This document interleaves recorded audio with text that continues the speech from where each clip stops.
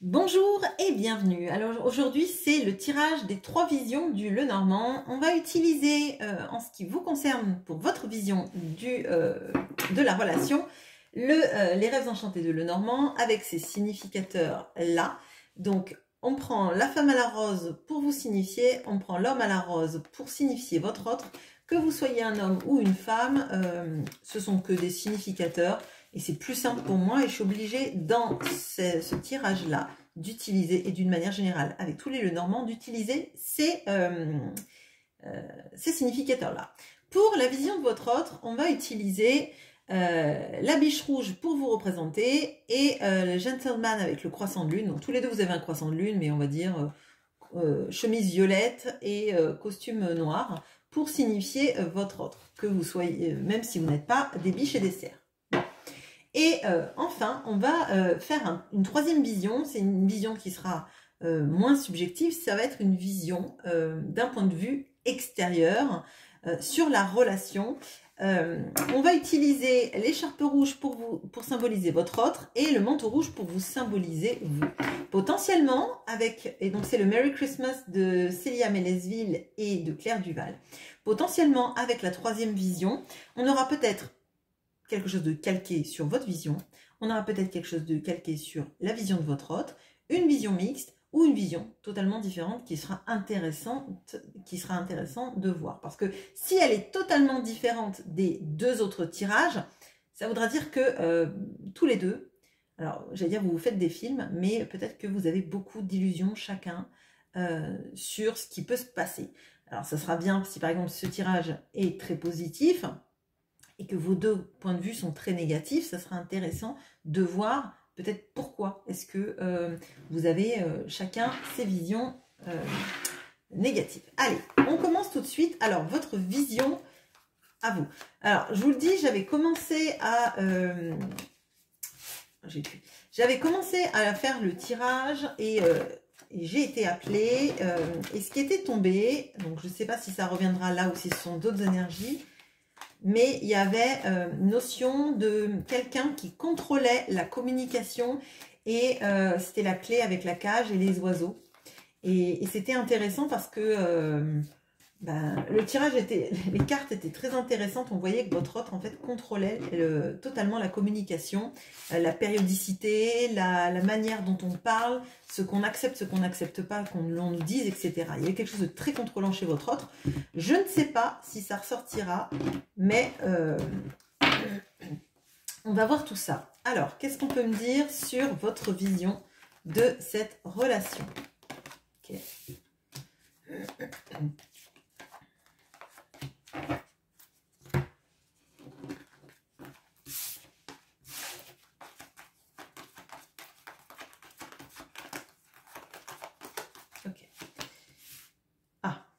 Alors, il y a l'autre femme que vous regardez. Votre autre vous regarde. On a la montagne, on a le labyrinthe. Ok, alors là, c'est une énergie totalement différente. Ok, bon. Alors, là, s'il y a quelqu'un dans la vie de votre autre, ou quelqu'un qui lui tourne autour, j'ai l'impression que c'est le point focal de votre vision, en tout cas de ce qui bloque totalement. De toute façon, là, c'est une situation qui est très bloquée. On a la montagne, on a le labyrinthe. J'ai l'impression que là, c'est pas une situation simple à vivre, ça, a fortiori. Alors, vous regardez cette dame qui avait de la cire de bougie sur la joue. Bon, chacun son truc. Là, moi, j'ai l'impression que c'est votre obsession. Hein. Alors, que ce soit quelque chose d'imaginé, vous imaginez que cette personne a quelqu'un, parce qu'ils sont pas à côté. Hein. Vous regardez cet autre et vous tournez le dos à votre autre. Vous regardez cette femme, pardon. Moi, j'ai l'impression que c'est vraiment... vous mettez énormément d'énergie dans cette femme-là, qui elle est, qu'est-ce qu'elle fait, qu'est-ce qu'il partage. Si cette personne est en couple si votre autre est en couple avec elle, vous donnez plus d'importance, j'ai l'impression, à qui elle est, ce qu'elle fait, pourquoi elle est mieux que vous, pourquoi il reste avec elle, ou pourquoi cette femme est je veux dire un démon, enfin vous voyez ce que je veux dire, que à mettre de l'énergie dans la relation. Ok, là, faut pas oublier que quand il y a des histoires comme ça, votre autre a autant de responsabilités que cette personne, voire peut-être des fois plus que la personne dans sa vie, dans la relation. D'accord? Si cette personne ne quitte pas cette femme, parfois ça peut être parce qu'il y a du chantage et il y a des systèmes, etc. Mais il y a aussi beaucoup d'hommes qui sont, ou d'hommes ou de femmes, hein, qui sont entre deux situations pour plein de raisons, pour les enfants, pour le confort matériel, pour X et Y raisons. Et c'est pas toujours l'autre personne, hein, ce qu'on appelle la tierce, j'aime pas trop, mais la tierce personne, qui est la grande méchante de l'histoire. C'est possible, mais c'est pas toujours le cas. D'accord? Là, en ne regardant et en focalisant que sur elle, vous lui donnez beaucoup plus d'importance, énergétiquement parlant, que ce qui devrait exister. Ce qui devrait exister, c'est peut-être la relation amoureuse. C'est peut-être le fait de pouvoir prendre un piolet et escalader cette montagne, ou trouver le chemin pour sortir du labyrinthe. C'est ça qui devrait vous prendre de l'énergie. Je suis désolée de vous le dire, hein, mais là, moi, je vois, c'est elle ou c'est lui qui met la zizanie dans le couple, et c'est pas comment on va s'en sortir. Vous voyez? Bon. Donc elle, effectivement, elle vous regarde, ou alors elle le regarde lui. Hein. Peut-être qu'elle ne sait pas que vous existez, peut-être qu'elle s'en fiche totalement, que vous existiez ou non, peut-être que c'est même pas quelqu'un avec qui cette personne est en couple, mais en tout cas qui lui tourne autour et qui a bien décidé de l'avoir, d'accord? De l'avoir, surtout si vous mettez plus d'énergie à la regarder et à vous imaginer des trucs qui vont vous faire du mal, que à chercher à prendre le piolet, la corde d'escalade, etc., etc. Bon. On voit effectivement que l'avenir là de la relation, vous ne le voyez pas super bien, ça vous paraît assez insurmontable, peut-être parce que vous avez quelqu'un qui est pieds nus, donc il n'est pas prêt à escalader la montagne ou à trouver un chemin de traverse, on va dire. Et d'ailleurs, je dis chemin de traverse, et il y a le labyrinthe qu'on n'arrive pas à traverser. Là, vous êtes un petit peu perdu, on a un seul homme, on a 3 femmes. Là, il peut y avoir des notions de, vous voyez, cette personne qui peut-être volage, ou en tout cas vous l'imaginez volage, ou elle viendra jamais vous chercher vous parce que vous êtes perdu dans le labyrinthe. Il y a vraiment tout ça. Là, on sent que moi, je sens que ce qui est difficile à vivre, c'est de ne pas être choisi, de ne pas être le centre du tirage, parce que le centre du tirage, c'est lui. Mais lui, il n'y a rien, enfin lui, votre autre, on va dire, il n'y a rien qui fait que il n'y a pas, vous voyez, le cœur, il n'y a pas la communication, il n'y a pas des choses jolies destiné à lui. Il y a tous les éléments annexes, les blocages, les tierces, les autres femmes qui peuvent le draguer, rentrer dans sa vie, s'il est séducteur, peut-être même tous les cauchemars qui sont plus forts que la réalité. Alors peut-être que vous imaginez beaucoup de choses, mais là en tout cas, ce que je vois, moi, c'est que dans votre tirage, la ligne, elle n'est pas jolie et que vous vous polluez la tête. Alors, c'est pas une critique, bien sûr, mais vous polluez la tête avec plein d'éléments extérieurs, là où vous devriez vous prendre la tête sur comment est-ce que la relation va évoluer. Comment est-ce qu'on va dépasser nos montagnes, et comment on va sortir du labyrinthe. Ok, alors, votre autre, sa vision de la relation. Alors des fois c'est intéressant parce que c'est hyper contrastant et c'est hyper contrastant avec ce que vous voyez. Et des fois on a aussi des choses qui se répètent. Donc mince.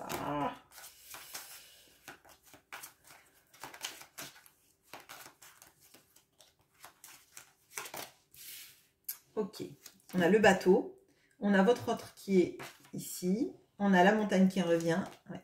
On a vous, et on a l'encre. Ok, bon.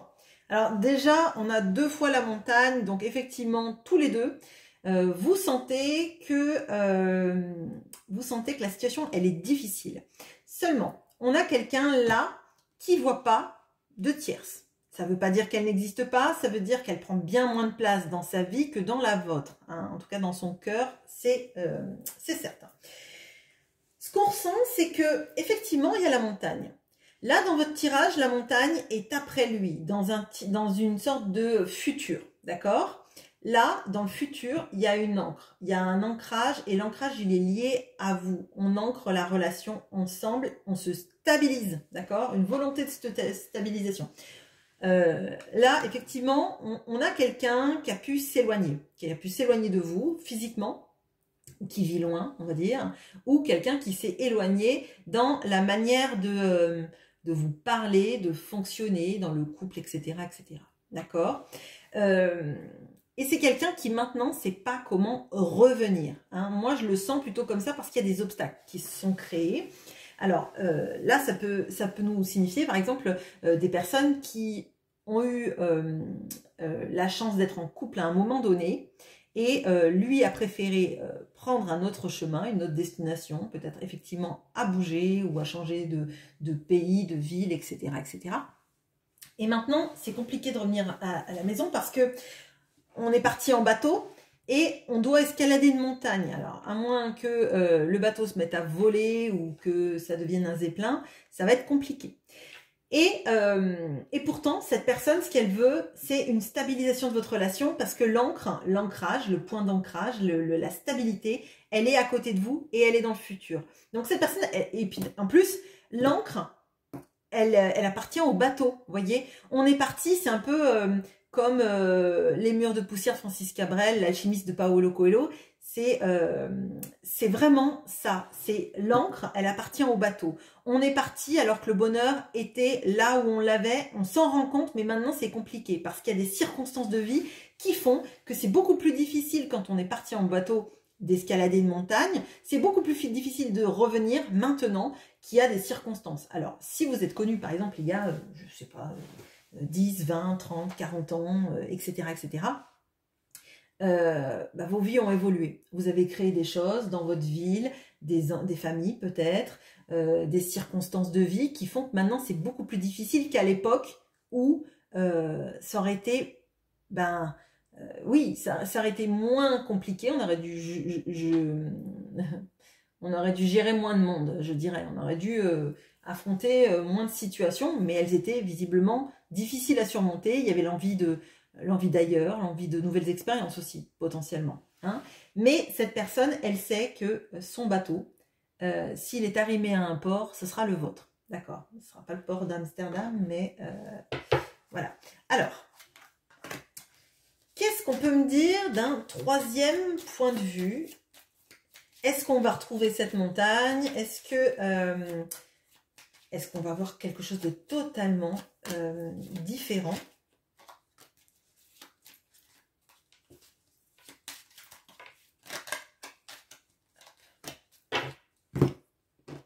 Ok.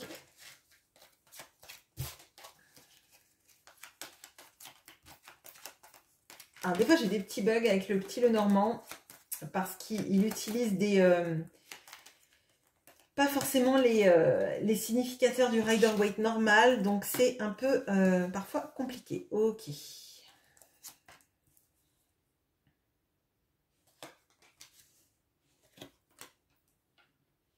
Bon, ça va. Alors, enfin ça va, j'ai les significateurs. Bon, alors, effectivement, le tirage est bien plus beau, le troisième. Moi, j'aime bien quand c'est comme ça. Le pire des tirages, entre guillemets, c'est vous. Mais c'est normal parce que potentiellement, il y a des obstacles, il y a peut-être des problèmes de communication. Peut-être aussi que vous imaginez beaucoup, beaucoup plus d'obstacles que ce qu'il y a. Et peut-être que votre autre, il a l'intention de faire beaucoup de choses, mais il en parle peu. Donc forcément, vous restez dans le flou. C'est pas une critique. Hein. Alors, vous êtes ici. Donc, vous n'êtes jamais à la même place. Mais là, vous êtes au début du tirage. Ok. À côté de vous, il y a l'enfant. Ouais, ok, pardon, excusez-moi, j'étais en train d'essayer de lire les lettres, mais c'est marqué juste Noël, parce que c'est Merry Christmas. Vous avez l'enfant, ok. Et alors, là, ce que je ressens, c'est, vous voyez, il y a la femme, il y a vous, il y a lui, là, il y a l'enfant. Ok, alors, si vous n'avez plus l'âge d'avoir des enfants, il y a quelque chose vis-à-vis des enfants qu'on aurait pu avoir ensemble qui trotte dans la tête de votre autre. Donc peut-être que votre autre est papa de son côté ou n'a jamais pu être papa, ou etc. etc. et qu'il aurait adoré être le père de vos enfants, que vous en ayez ou que vous en ayez pas. Il y a une notion là du regret. Bon, c'est assez fort, donc je pense que là, si jamais ce tirage vous parle, il y a quelque chose qui a dû soit être verbalisé, soit il y a eu quelque chose comme ça. Cette personne, comme si en fait, soit elle a eu des enfants avec quelqu'un d'autre qu'elle n'arrive pas à quitter, soit il y a cette notion-là de vous auriez pu avoir des enfants ensemble et ça ne s'est pas fait. Et là, c'est un gros regret en fait. Bon, excusez-moi, mais c'est assez fort. Donc là, j'ai la pensée qui est obsédante. Ok, bon, on a le traîneau. On a donc votre hôte. Donc le traîneau, c'est le cavalier. Hein. Donc là, il y a quelque chose sur le fait de se réunir. Et vous voyez, il y a quand même, à part dans votre tirage, il y a des cartes de mouvement. D'accord? Cette personne, elle est partie. Là, il y a cette notion-là du fait que vous vous rejoignez quelque part. Et on a surtout la dernière carte qui est la carte de l'espoir.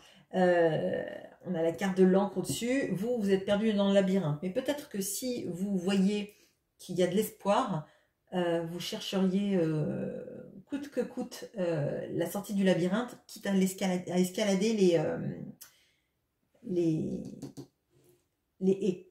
Bon. Surtout qu'en plus, on voit que elles sont pas bien hautes, hein, donc je crois qu'il suffit juste de s'appuyer et puis d'y aller. Hein. Alors, moi, le tirage, là, il me plaît. Il me plaît parce que votre autre a l'espoir. À l'espoir que ça s'arrange, à l'espoir que vos rêves à vous soient réalité, d'accord. En plus, on a des étoiles filantes, il y a un vœu. Hein. Le vœu que vous soyez réunis, le vœu que cette situation s'arrange hein, le plus rapidement possible. Il y a cette notion-là du fait que cette personne, elle aimerait bien quand même, je pense, que vous reveniez. Elle est à côté du traîneau, mais le traîneau se dirige vers lui et c'est vous qui êtes là. Donc, cette personne, elle aimerait que vous reveniez vers elle. Ça, c'est à vous de voir. Hein. C'est une troisième vision, donc peut-être que vous n'en avez pas envie, peut-être que vous avez besoin là d'épurer un petit peu vos pensées polluantes, parasitantes, pour avoir la foi d'avancer et la foi d'y croire. Bon. Mais en tout cas, ce qu'on voit, c'est qu'il y a de l'espoir sur votre relation. Alors bien sûr, ça ne parlera pas à tout le monde, il faut que vous soyez reconnu dans les deux lignes. Bon. Et dans cette histoire potentiellement de l'enfant. Hein. Je pense que là, il y a quelque chose hein, sur la famille qu'on n'a pas construit ensemble, il y a quelque chose. Bon. Ok, alors, quel est le conseil pour vous pour déjà vous débarrasser de vos pensées polluantes là? Ok, on a une notion de temps hein, qui est forte. Alors, on a le chiffre 37, je ne sais pas si ça parlera à quelqu'un, je ne sais pas si ça fait 37 ans que vous vous connaissez, je ne sais pas si vous êtes connu à l'âge de 37 ans, si vous avez 37 ans, c'est quelque chose comme ça. Mais là, on vous dit qu'en fait, le temps doit faire son œuvre et potentiellement vous aider déjà à cicatriser vos blessures et à vous aider aussi à comprendre que cette femme-là, peut-être qu'elle existe, cette personne-là, peut-être qu'elle existe, mais elle ne ressort dans aucune autre ligne. Donc si elle existe dans une vie, effectivement, mais elle n'existe pas dans le cœur, ni là, ni là. D'accord? Il y a d'autres éléments qui sont bien perturbants, effectivement, notamment cette montagne. Cette montagne, elle existe dans son prisme, elle existe dans le vôtre. Mais c'est peut-être aussi les choses qu'on n'a pas su surmonter à l'époque, vous voyez. Et le temps vous dit que maintenant, effectivement, peut-être que vous n'avez plus la même fougue que quand vous étiez jeune, quand vous vous êtes rencontrés. Peut-être que à un moment de votre vie où vous étiez capable de tout, l'un et l'autre, mais le temps, il vous a apporté aussi de la sagesse, de la sérénité, une manière différente de voir les choses, et peut-être qu'il n'y a plus cette notion de pression vis-à-vis des familles à construire, etc. aussi. Hein. Peut-être aussi que des personnes qui vous ont séparés dans le passé, peut-être, ne sont plus là maintenant et n'ont plus à vous bouffer la vie de couple maintenant. Bon, non, du coup c'est ça. Pour votre autre, pour l'aider à escalader sa montagne avec son bateau.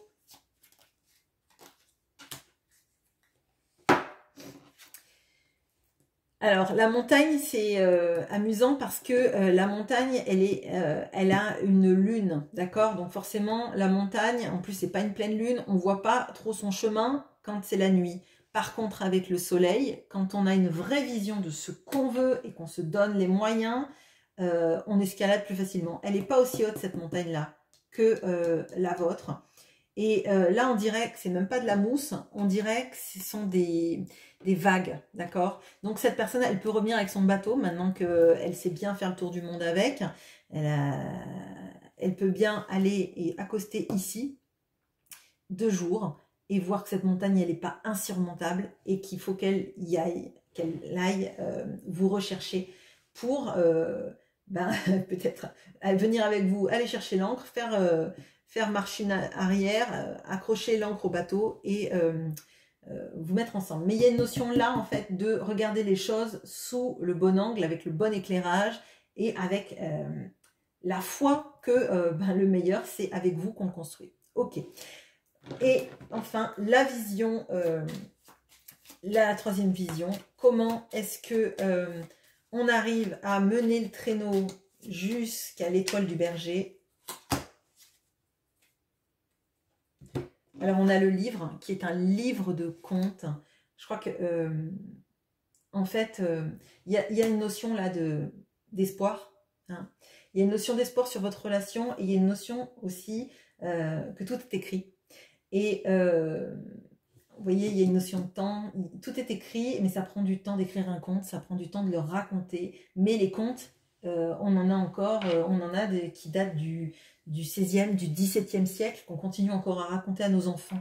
Donc, c'est une histoire qui continue, qui dépasse le temps, qui n'est pas éphémère et qui a pris peut-être du temps à vivre, mais qui n'est pas fini. Voilà ce que j'ai pour vous. Écoutez, je vous souhaite une bonne journée. À bientôt.